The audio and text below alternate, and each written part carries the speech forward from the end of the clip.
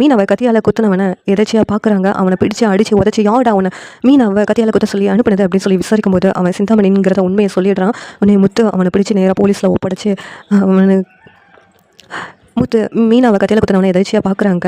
பார்த்ததும் அவனை பிடிச்சி அடித்து உதச்சி யார்டா அவனை மீனாவை கத்தியால் குத்துறதுக்கு ஆளை அனுப்புனது அப்படின்னு சொல்லிட்டு கேட்கும்போது சிந்தாமணிங்கிற உண்மையை அவன் சொன்னதும் அவனை போலீஸில் ஒப்படைச்சி முத்து நடந்ததெல்லாம் சொல்கிறாங்க. உடனேவும் போலீஸ் சிந்தாமணியை அரெஸ்ட் பண்ணிடுறாங்க. சிந்தாமணி உன்னை சும்மா விட மாட்டேன்டா அப்படின்ட்டு கோவத்தோட போலீஸ் ஸ்டேஷனுக்கு போயிடுறாங்க.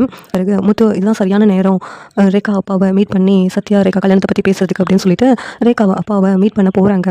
அங்கே போனதும் நீங்கள் யார் அப்படின்னு சொல்லிட்டு ரேகா அப்பா கேட்டதும் நான் சத்யாவோட மாமா, சத்யாவுக்கும் ரேகாவுக்கும் கல்யாணம் பண்ணுறதை பற்றி பேசுறதுக்கு வந்திருக்கேன் அப்படின்னு சொல்லிட்டு முத்து சொன்னதும் என் பொண்ணோட கல்யாணத்தை பற்றி பேசுறதுக்கு நீங்கள் யார் அப்படின்னு சொல்லிட்டு ரேகாவோட அப்பா ரொம்ப கோவமாக பேசுகிறாங்க.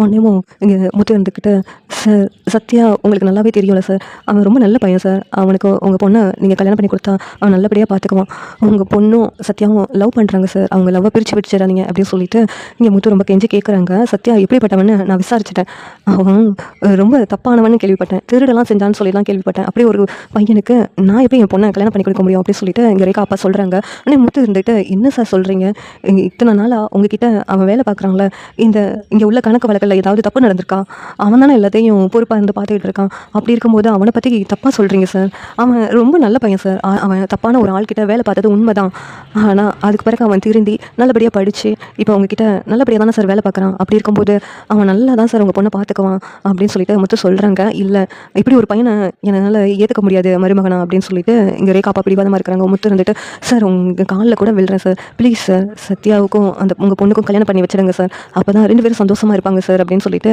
இங்கே முத்து ரொம்ப கெஞ்சி கேட்குறாங்க. உடனே ரேகா அப்பா இருந்துக்கிட்டு நீ சத்யாவோட மாமா இருந்தாலும் ஆனால் சத்யாவுக்காக இவ்வளோ இறங்கி என்கிட்ட வந்து பேசுகிற பார்த்தியா, உன்னுடைய குணம் எனக்கு பிடிச்சிருக்கு, உனக்காக நான் இந்த கல்யாணத்துக்கு சம்மதிக்கிறேன்னு சொல்லிட்டு இங்கே ரேகா அப்பாவும் இந்த கல்யாணத்துக்கு சம்மதிச்சிடுறாங்க.